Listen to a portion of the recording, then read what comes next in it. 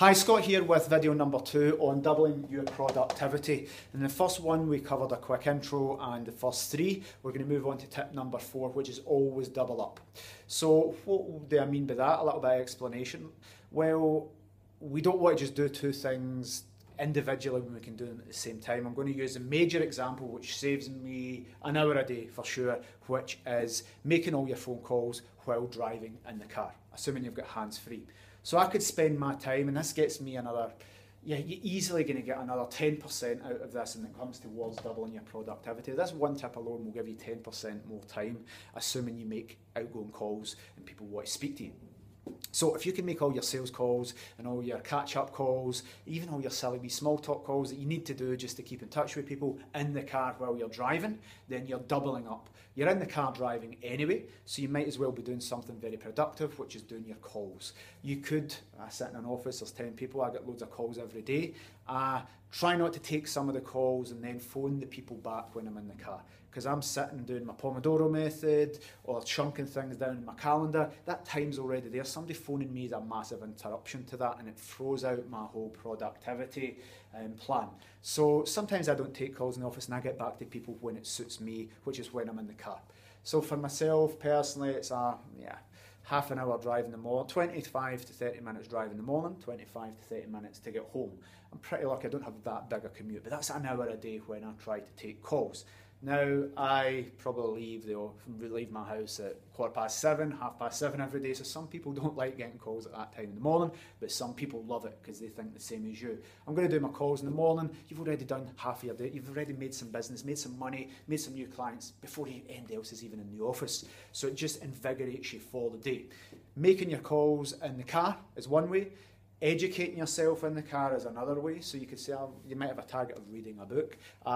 Don't have a massive amount of time to read books. I like to listen to audiobooks. So if I'm not making calls in the car or phone somebody and I'm waiting on them coming back, I don't waste time listening to radio. I never listen to the radio, never listen to news, never watch the TV. My time, certainly in the car, is spent listening to educational audiobooks. So I'll have audible.com, playing through my phone, through the speakers, hands-free, and I will listen to some audiobooks, and I get at least one self-development book every single week done.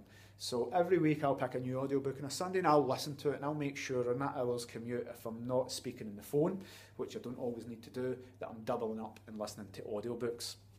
I'm doubling up again listening to audiobooks when I'm out running. So I am out running 4 times a week probably, if I can, between a 5k and probably a half marathon. So that's plenty of time every week. Probably a couple of hours of running a week where I listen to some educational audiobooks as well. So rather than reading books at night or whatever, again, you can relax doing this. It's not that you need to spend all your time working. But if I'm out running, I like to just focus on getting some education as well. I do emails in the bath, so if I'm in the bath relaxing at the end of the night, I will send emails to people. I'll do all the wee jobs, I'll do some planning, I'll do some procedural updates and update stuff with my phone. Pretty much everything you can get in a laptop can be done on your phone. And then going back to one of the previous points about where people are always late, if you can set your phone up to be a mini office and somebody's late, no problem. People used to annoy me, people being late. But now I double up waiting and uncourteous people, disrespectful people being late. I used to get really annoyed, disrespecting me by being late. Now I just sit, relax, and I do some work. So I always set up that if people are late or something happens, then I am sitting working on my phone. So I'm doubling up there. So never just do stuff once when you could do it again. I'm not talking about multitasking, that's coming later. So let me make the distinction very clear, not to be multitasking, but doubling up where you can and making sure if you have any void time in your diary during the working day, you're using it to do something productive. So the next one is number 5, which is you want to make templates, videos, PDFs, etc. for any task that you do more than once a week. So I'm saying to you guys, anything you repeat more than once a week, systemize it, make a template for it, don't keep repeating it. And I say weekly, but for me monthly. If I do something more than 10 times a year, I don't want to be repeating that same thing. So in Pillow and Home Sure and the other businesses, we are pretty systemised. I love systems, I love procedures, checklists. I love things that cut corners when it comes to repeating tasks. I mean cut corners, but cuts time. So we get to say 90% of your inquiries will be the exact same thing. If I take the Krav Maga self-defense school that I have, people, what do I wear in my first class? What do I need to be fit? I was on the phone. Yeah, you don't need to be fit. It's fine. Come along for your first class. You want to wear a tracksuit, wear what's comfortable, put a groin guard on.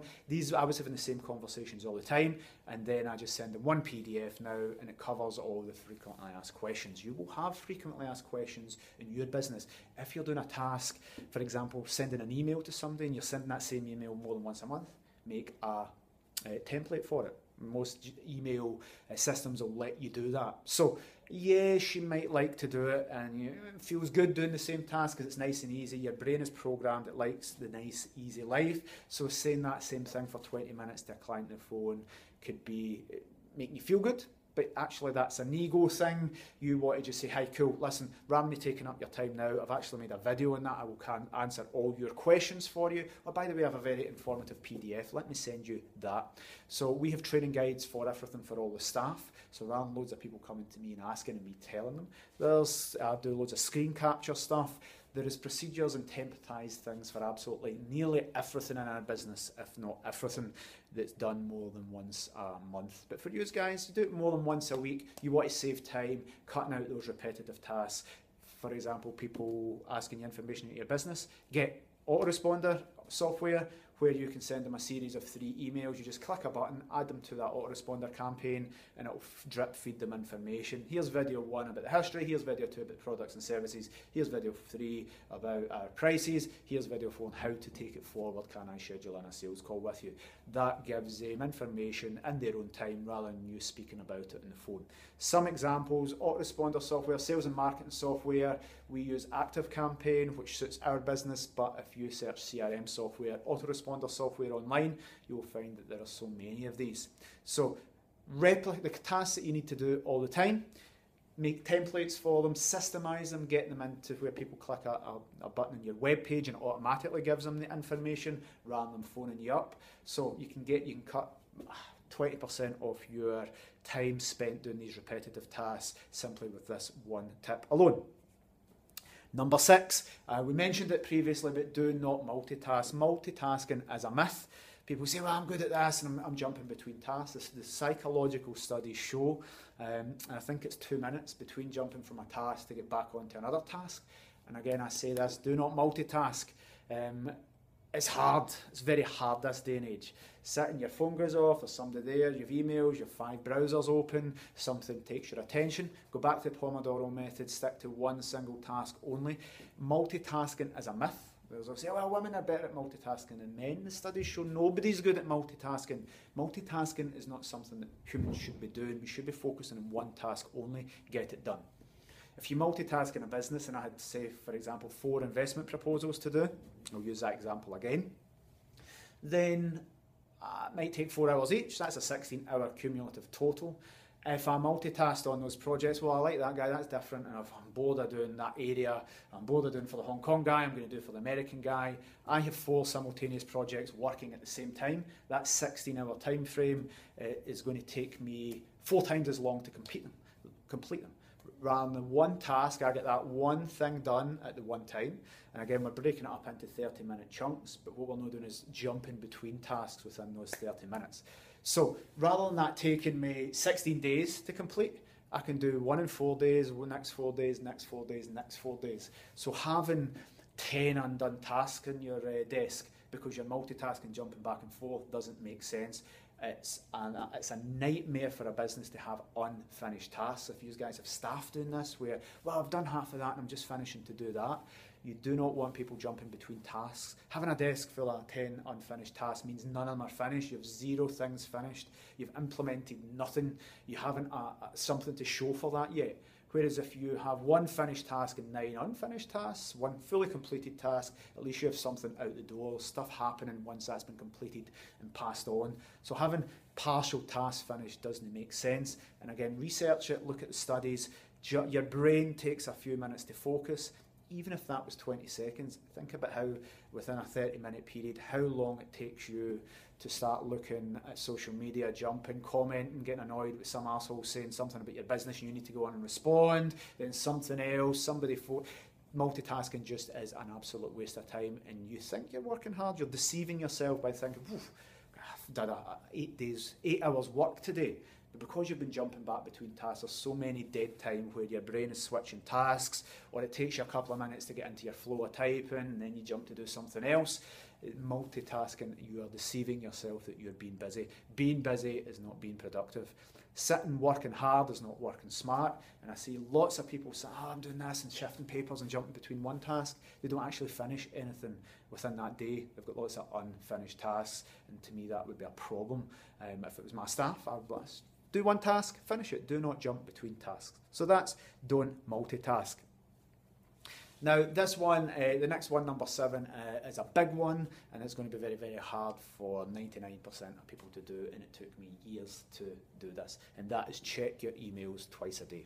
So again, emails are starting to become a big problem for business people. We get bombarded with them. There's people with inboxes with hundreds of emails, and you see, it freaks me out when I see somebody's phone and they've got a notification and they've got hundreds of unread emails. As a business person, I'm thinking your business must be falling apart. If you've got notifications on your phone for emails, one, you need to take them off because it's a distraction, and you'll start jumping tasks and looking at them. No need to be checking your phone for notifications. You check your emails twice a day. You don't need to know how many emails you've got. But when I see people with hundreds of thousands of icons and notifications, it freaks me out on a subconscious level. So everybody has a problem with their emails. We get a lot more emails than what we used to. Some are nonsense, some need immediate action. But for me, check them. A great thing for me is checking them twice a day. Some people, the natural reaction to that is, but no, I can't check them twice a day because this, there's people need me, and people need an instant answer, and I need to get back to people. Here's the reality: you're not that important. So you're not that important that somebody needs to email you at 10 and you don't get back to them to 4. We deceive ourselves that people need an instant answer. People don't get back to you instantly. If people understand your routines and you tell people, hi, I check my emails between 8 and 9. Then the team come in and I try not to look at my emails until I'm leaving in the afternoon for appointments. Now, I check them in the bath and at home and when I got a spare minute, but that's the plight of the entrepreneur. That is bonus time, the time when I'm spending focus and I've got time in my diary between 8 and 9 in the morning, and then I'll put a half-hour chunk in the afternoon. Used to think, I can't go out a day because people will want me. I'm not that important. I'm not the president of a country that needs to authorise shit or that important stuff. It's property. I deceive myself, and entrepreneurs deceive themselves that people need an instant answer and they're super important and the world will fall apart if they don't check their emails for 4 hours. That's just not the case. You're not that important. I'm not that important. Everybody can start checking their emails twice a day, and put that slot into your calendar, and then don't get distracted by emails. Because it's so easy. It's one of the easiest things to do. Social media and emails are the things that are so easy to get distracted by. So I would suggest that it's going to be hard, that you put a wee aim. There's things that if you do 30 days without being negative and reset every time you're negative, and try and go 30 days without having negative thoughts. There's all these wee hacks that people do. I suggest you do something like that with your emails. Try it for a week. Try it for 30 days and say, this time in the diary, and then I'm shutting my web browser. Because as soon as that wee icon comes up in your web browser or the notifications on your phone, you're going, that could be business. That's quite exciting. There's stuff with, I think it's dopamine in your brain, chemicals. The whole social media addiction that the world's got, it's to do with the rush of chemicals, the expectation that that notification, that email could be something nice and exciting, and you actually get addicted to it. It's like heroin, crack cocaine, coffee. You get addicted to the rush of checking emails. So it's not that you're a good business person checking your emails 8 hours a day. It's the fact that you're addicted to checking that, and your brain now craves that. And you want to control your brain. You don't want to let your brain control you. So I'm going to finish there for a natural break. That's another 15 minutes. And I'll be back with you with the third and final part.